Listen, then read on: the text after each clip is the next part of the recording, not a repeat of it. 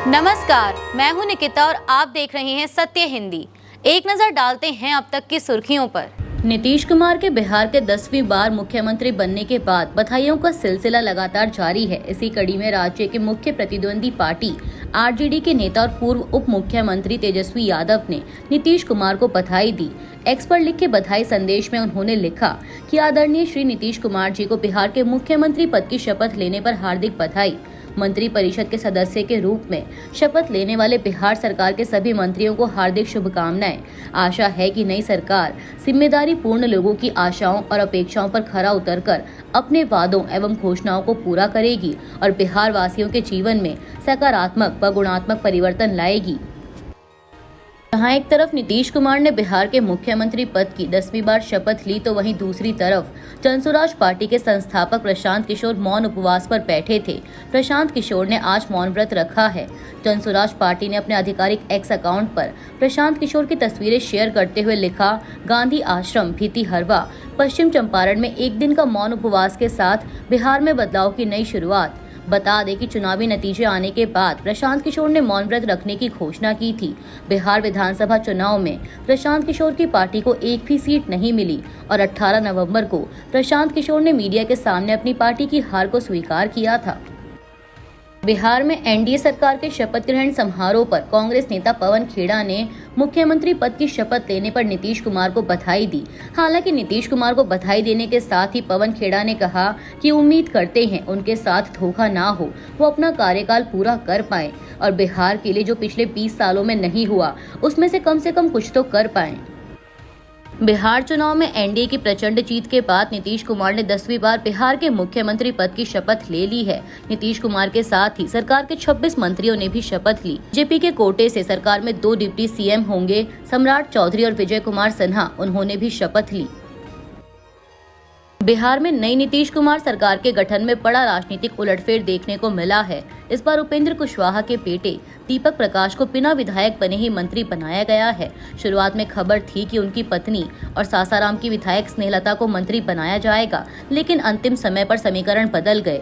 बताया जा रहा है कि सीटों के बंटवारे को लेकर नाराज उपेंद्र कुशवाहा ने केंद्रीय गृह मंत्री अमित शाह से मुलाकात की थी और बदले में एक एमएलसी सीट का आश्वासन लिया।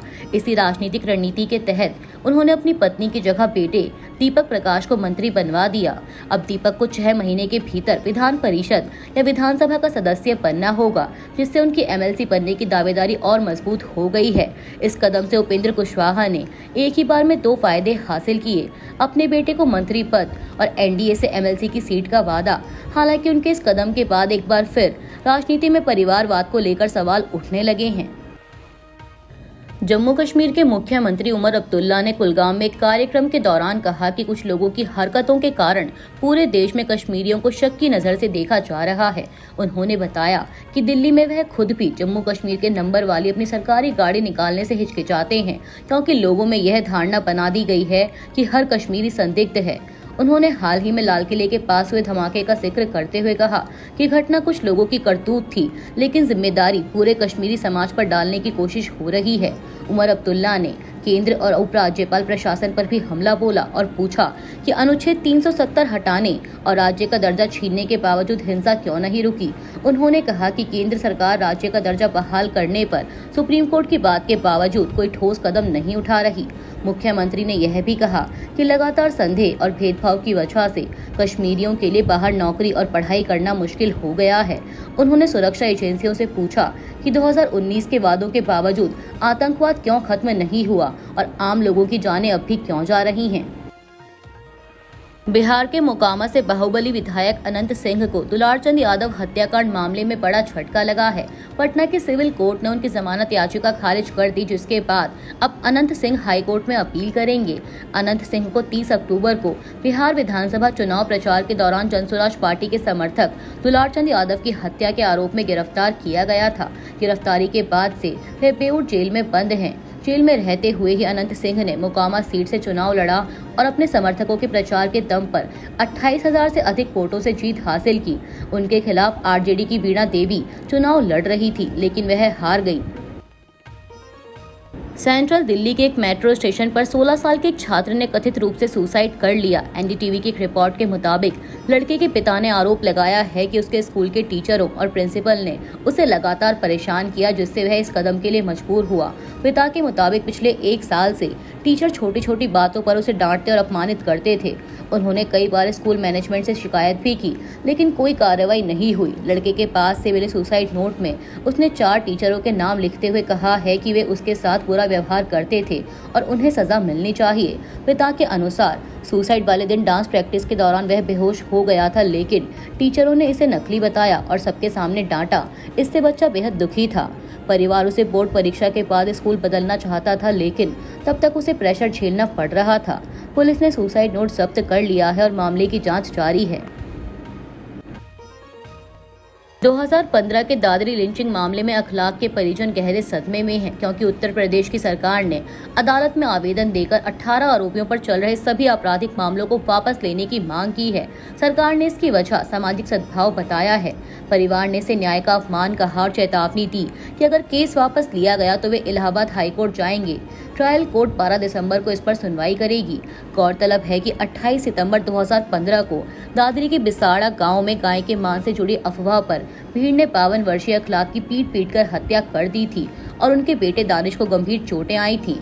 19 आरोपी थे, जिनमें से एक की 2016 में मौत हो गई, बाकी 18 जमानत पर बाहर हैं। गवाही में धीमी प्रगति के बीच अब तक केवल 5 गवाहों ने बयान दिए हैं। सरकार ने आवेदन में गवाहों के बयानों में विसंगतियों का हवाला दिया, लेकिन परिवार का कहना है कि उन्हें लगातार धमकियां मिली और कई बार सुरक्षा के अभाव में वे अदालत नहीं पहुंच पाए। परिवार के वकील ने केस वापसी को कानूनी रूप से गलत बताया और कहा कि भीड़ हिंसा के मामले में यह फैसला न्याय को खत्म कर देगा।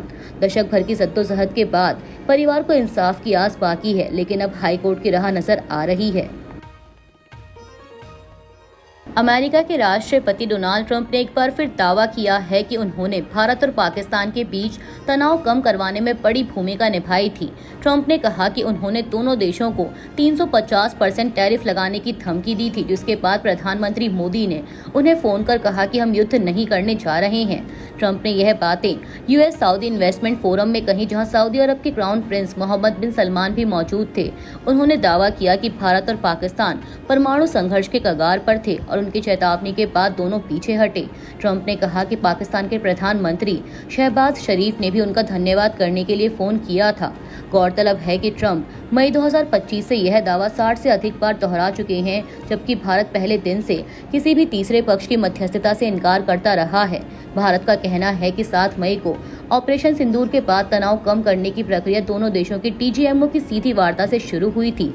भारत ने कहा था कि युद्ध विराम का फैसला 10 मई को हुई सीधे सैन्य बातचीत के बाद हुआ, न कि किसी बाहरी दबाव की वजह से। इसके बावजूद ट्रंप बार बार दावा कर रहे हैं कि उन्होंने टैरिफ की धमकी देकर दक्षिण एशिया में बड़ा संघर्ष रुकवाया है। सुप्रीम कोर्ट ने गुरुवार को राष्ट्रपति और राज्यपाल की बिल की मंजूरी की डेडलाइन तय करने वाली याचिकाओं पर फैसला सुनाया। कोर्ट ने कहा कि हमें नहीं लगता कि गवर्नरों के पास विधानसभाओं से पास बिलों यानी विधेयकों पर रोक लगाने की पूरी पावर है।